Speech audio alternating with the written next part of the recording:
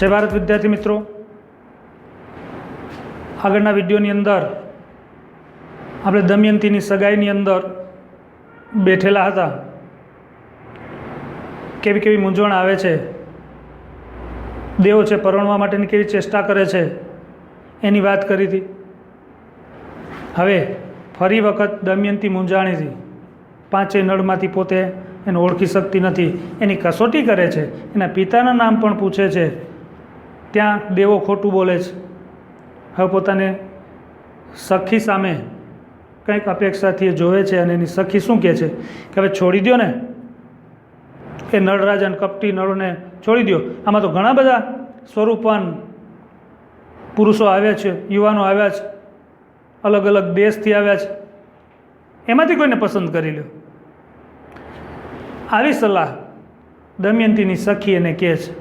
ત્યાં સુધી આપણે વાત કરી હતી ભાઈ, બીજા પુરુષ રૂપના નામ સાંભળો કહું, દેશના નામ કે રૂપના અંબાર સમાન અલગ અલગ દેશના કંઈક પુરુષો આવ્યા છે, રાજાઓ આવ્યા છે।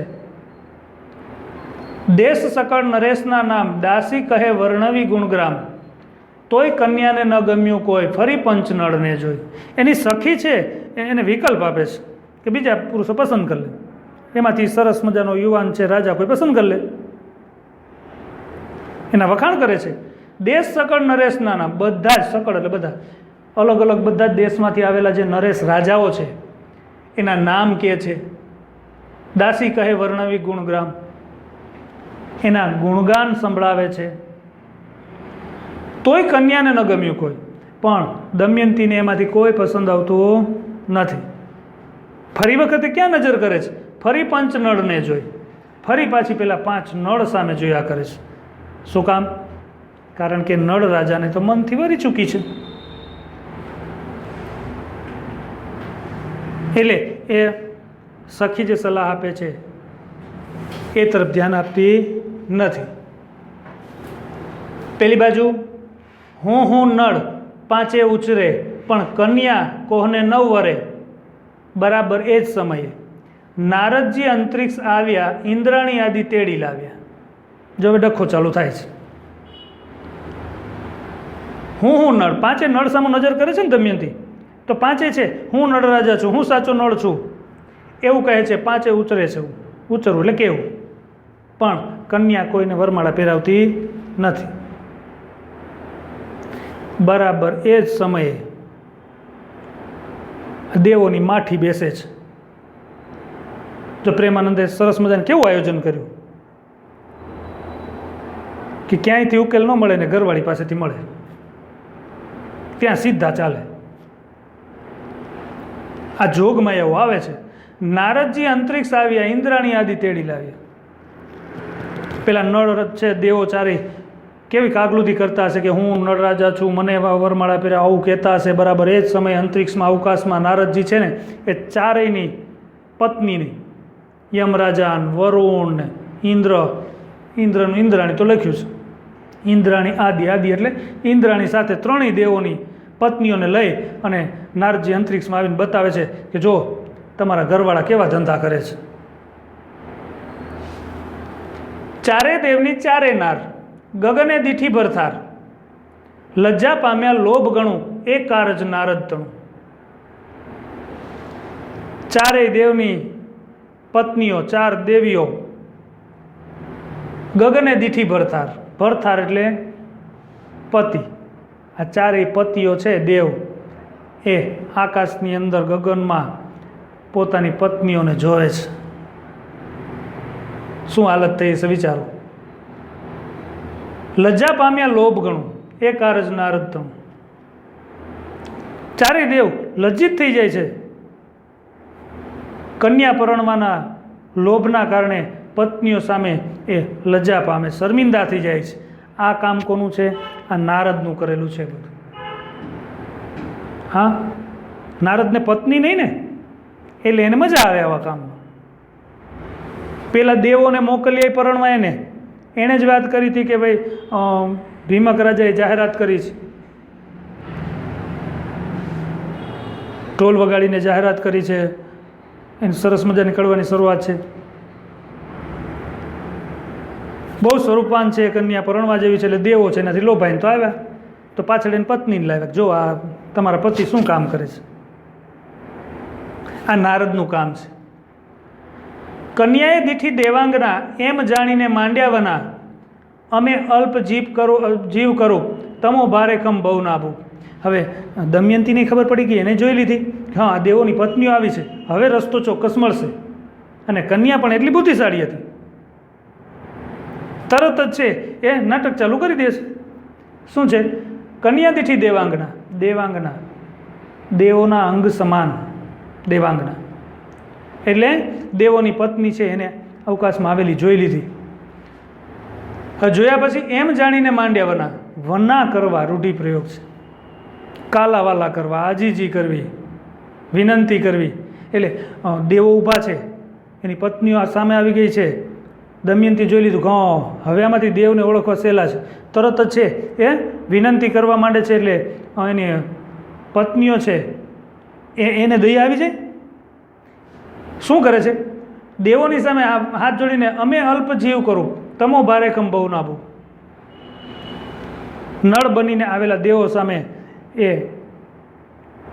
ઓછી થાય છે કે અમે તો અલ્પ જીવ, સામાન્ય જીવ છે, તમારે જેટલું સ્વરૂપ પણ રૂપ પણ નથી, કુરૂપ છીએ તમારી સામે તો, અને તમે તો ભારે કમ બહુના ભોગ છો, કે તમે તો આ દુનિયાના ભૂપ રાજા છો. દેવ છે એટલે ભાઈ સ્વર્ગનો રાજા, એટલે ત્રણેય લોકનો રાજા.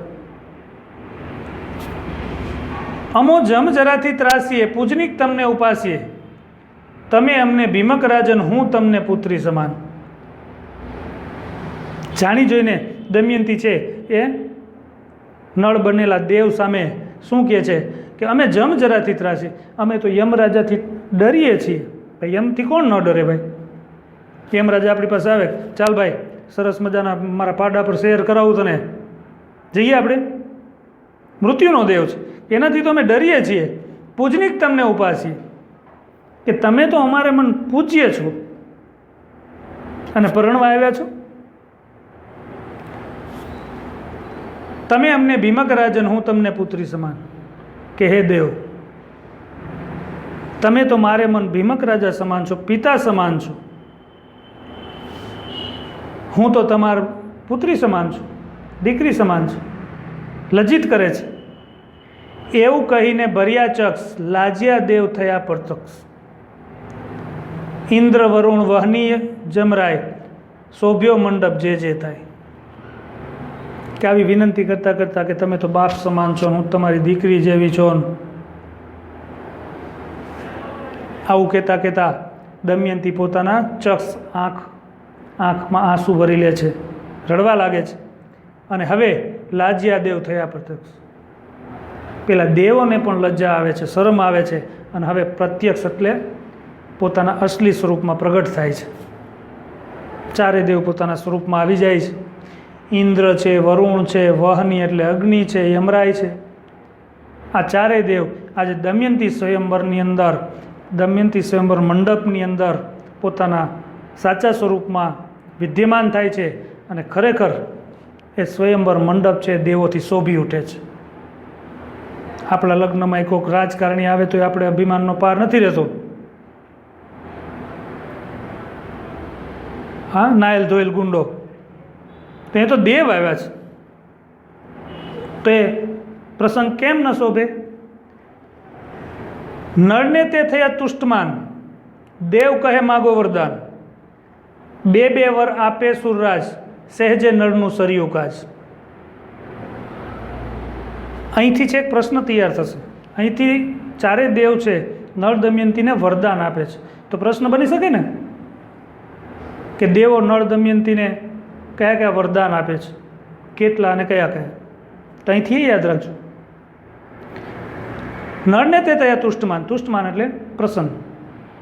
નળ રાજા પર પ્રસન્ન થાય છે ચારેય દેવ. દેવ કહે માગો વરદાન, નળ રાજાને કહે છે કે તમે ઈચ્છો એ વરદાન માગી શકો છો.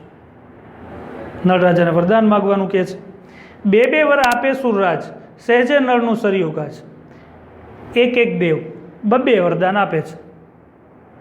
એટલે નળ રાજાને 8 વરદાન થાય. નળ રાજાનું તો સહેજમાં કામ સરી પડ્યું, એને તો એમ જ કામ થઈ ગયું. આપણે વરદાન જોતું હોય તપસ્યા કરવી પડે, 1000 વર્ષ તપસ્યા કરી અને પછી એમાં પરીક્ષા આપવાની, એમાં પ્રથમ ક્રમે પાસ થાવ તો પછી એકાદ વરદાન મળે. પણ કદાચ અત્યારે તપસ્યા કરવા જાઓ તો બહુ ઓછા છે. ભગવાન પણ ભક્ત શોધતો હશે. એક રાત ખાલી શિવનાથની સામે, ભોળાનાથની સામે શિવાલયમાં છે, એક પગે સવાર સુધી તપસ્યા કરો ને કદાચ ભોળોનાથ પ્રગટ થાય અત્યારે કળિયુગમાં, બની શકે. હરીફ નહીં ને કોઈ. પણ અહીંયા તપસ્યા વિના નળ રાજાને વરદાન આપે છે. હવે કયા કયા વરદાન છે એ આપણે જોઈએ. કમળમાળ આપી સુરરાય, લક્ષ વર્ષ નવ સુકાય, અશ્વમંત્ર આપ્યો રાજન, દિન એકે હિંડે સતજોજન. સુરરાય, સુર એટલે દેવ, દેવોનો રાજા એટલે ઇન્દ્ર. સૌથી પહેલાં ઇન્દ્ર નળ રાજાને 2 વરદાન આપે છે. કમળમાળ આપી સુરરાય, તો ઇન્દ્રએ નળ રાજાને કમળમાળ આપી, કમળની માળા આપી. એ કેવી છે?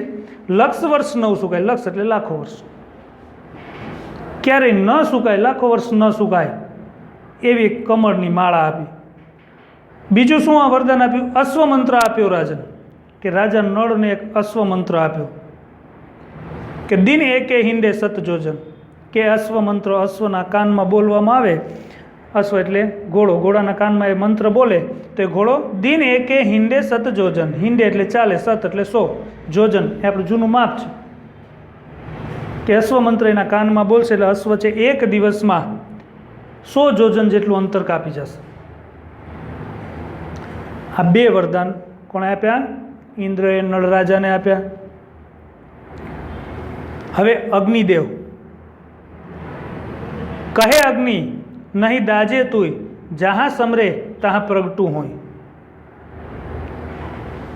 અગ્નિદેવ છે એને વરદાન આપે છે કે ચાલ મારા તરફથી પહેલું વરદાન કે અગ્નિથી તું ક્યારેય દાજીશ નહીં, નહીં દાજે તુંય, જહાં સમરે તહાં પ્રગટું હોય. તહાં એટલે ત્યાં, જહાં એટલે જ્યાં, કે સ્મરણ કરું, સમરે એટલે કે જ્યારે તું મારું સ્મરણ કરીશ ત્યારે હું હાજર થઈ જઈશ, પ્રગટ થઈશ. આ 2 વરદાન અગ્નિદેવ નળ રાજાને આપે છે. ધર્મરાજ, ધર્મ કહે ભોગવો રાજભોગ, ત્યાં લગી નહીં પૂરમાં રોગ. જે કરશે તારી કથા વાચના, તેને ન હોય જાચ જચના. ધર્મરાજ છે એ શું વરદાન આપે છે નળ રાજાને? કે જ્યાં સુધી ભોગવે રાજભોગ, જ્યાં સુધી તું રાજ ભોગવીશ, રાજા રહીશ, ત્યાં લગી નહીં પૂરમાં રોગ, ત્યાં સુધી તારા નગરની અંદર કોઈ રોગ નહીં આવે. પહેલું વરદાન. જે કરશે તારી કથા વાચના, પ્રેમાનંદ બહુ હોશિયાર એટલે કે છે કે તારે જ્યાં નળાખ્યાન છે એનું કથા વાંચન કરશે તેને ત્યાં નહીં હોય જાચ જચના. જાચ જચના, જામ જચના નહીં, શબ્દ ખોટો છે. જાચવું એટલે માગવું, એને ક્યારેય હાથ લંબાવવો પડશે નહીં, ક્યાંય માગવા જવું પડશે નહીં. આ 3 દેવ છે એ આ પ્રકારના વરદાન આપે છે. હવે વરુણ, વરુણ પણ 2 વરદાન આપે છે. તો એ કયા વરદાન આપશે? એમાં નળ રાજાને શું મળશે એની વાત અગલે એપિસોડમાં, એટલે આગળના વિડીયોની અંદર આપણે એની ચર્ચા કરશું. ત્યાં સુધી હું રજા લઉં છું. ખૂબ આભાર.